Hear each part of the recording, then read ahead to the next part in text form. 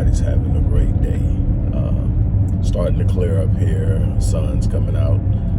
It's a big contrast to how it was overnight. But anyway, before I get started, I want to remind you that we are in the middle of a fundraiser. If you're familiar with what I do and have done for close to 30 years in the Black community, if you're familiar with all that we do as a think tank, research center, program provider, and more, then you know we need your support. So once again, we're asking for support. On that note, we've been talking about Kyrie Irving on the heels of all the talk about Kanye West. Two different situations in the sense of approach and a number of other dynamics, but response is pretty much the same. So what's happening on the origin side of things is different. I'm not going to get into that today. We'll talk about that at another time. Kyrie is not Kanye. And we'll talk about that. And I'm not taking any shots at either one. I'm just saying that the situations aren't as similar as they may seem, although the end result looks like it's going to be pretty much close to the same. Now, what I want to talk to is real brief. I want to talk to you about a couple of things. We've been talking about Kyrie, and as long as he could, he stood his ground, he fought, and they start hitting him in the pocket.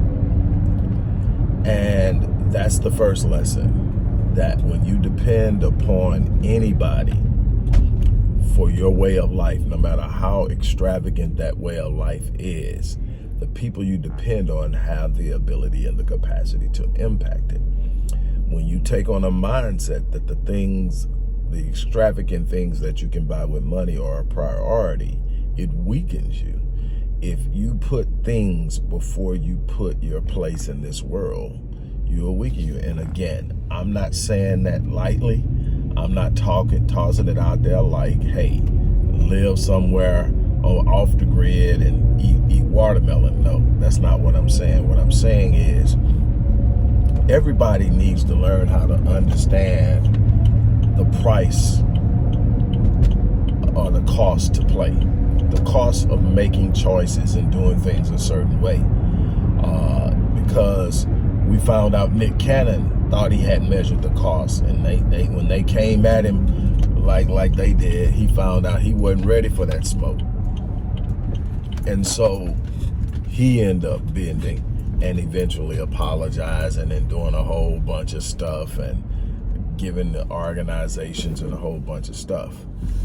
You got to be aware of the cost for what you're going to do. Having a certain bank account, having a certain net worth doesn't allow you to escape the rules of the dynamic under which you're operating. And as long as you're going to be a part of that system, you are operating under that system. So you need to know how to move. It doesn't mean that you fold to the system. It means you got to know when you're kicking a brick wall and when there's a door to walk through. And you've got to learn how to find the doors. And you've got to learn how to start creating windows. And then you start creating back latches and back hatches. And you start doing that, and you start inviting others to come through it. And then you create something that you can stand up in and speak boldly in. But when you don't own it, this is what you get. You get someone who is enriching themselves off of your talent and then telling you how you can behave while they make money off of you because they own the brand. Now, here's what I wanted to share with you, which is the second thing. While they are literally doing everything they can to castrate Kyrie, the book in question, the sales are spiking. I mean, from what I heard, the last I read and checked, and this is from Forbes, 800% increase in sales. So the reverse ended up happening. This is one of those situations where you decide you're going to flex your power. You decide that you're going to quiet anything. You're going to make an example. And what you end up doing is making people aware of what you were trying to keep them unaware from in the first place, because that's the way social media works. This isn't the old game. The old game is shut it down before it gets started. Nobody knows, but everything is seen, everything is heard, everything is observed, and it gets around. So now people that would have never even known about it knows about it and is online looking for it. And even though, from what I understand, Amazon has taken down the documentary, the books are still being sold on Amazon, on Apple, and you can listen to it on Audible. Now, that's one of those situations where you see how things play out. My issue, and then I'll be done, my issue is this. Even if you believe that Kyrie's intention was to disseminate anti-Semitic content, okay, so you declared that this particular piece of content is anti-Semitic or carries anti-Semitic tropes at a level that is demeaning and defaming and all of this other stuff, right? Okay. I am trying to find out why we aren't going as hard. And I say we, I don't mean me. I meant that in a different way. Why those who are hell-bent on destroying Kyrie haven't gone after Jeff Bezos and Amazon, who's still making money off of it. Apple's making money off of it. Audible, which I think is now owned by Amazon, is making money off of it. It's interesting. Here's the thing. We need to be careful about how we participate in the destruction of black men. Even when they're out of line, I think we need to know. Now, there's a difference. Those who are out of line and mean us no good, period, leave them to their wares. Eventually, it'll come back. It always does. You come back no matter how much you think you've shown them your law. Eventually, it comes back and bites you in the ass. It's just the way it is. Everybody eventually gets shown who they really are. And we let that happen. But for the ones who are out there and they're trying to find their way, and they may say something stupid or do something stupid, and then I'm not saying that's what this is.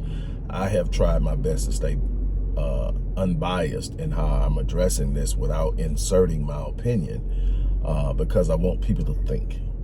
I want people to look at it, and I want people to understand that even if, regardless of what side of the argument you're on, there's some things that you should be doing. There shouldn't be this almost ravenous desire to jump on board, and no matter what they've done or said, we deal with that in-house. And we need to learn how to do that, because that's how everyone else does it. I mean, I watched it even in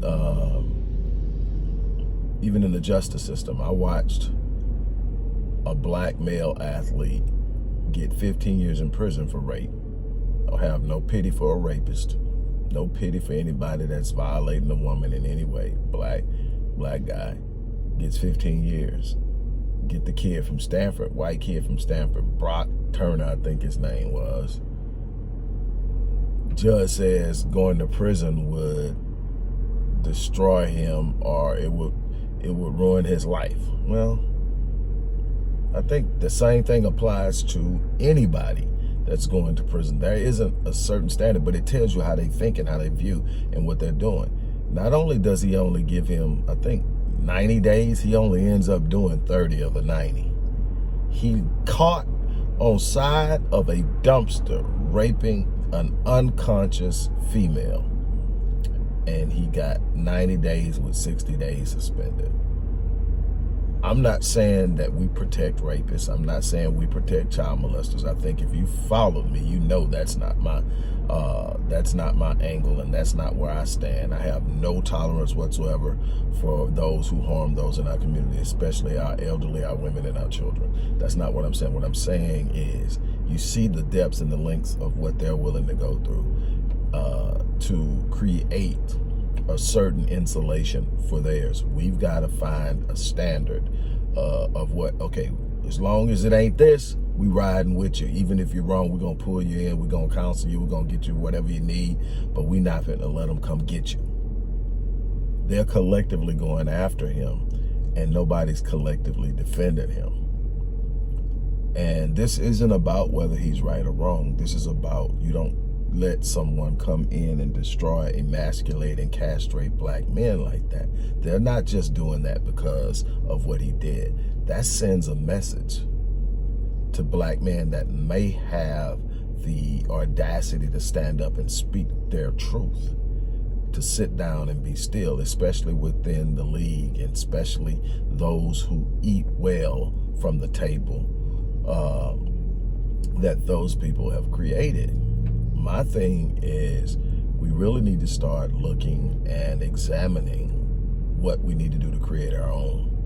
This way we don't have to worry about saying what they're doing to us, expressing how we feel about what they're doing to us, and being told to shut up, sit down, and dribble.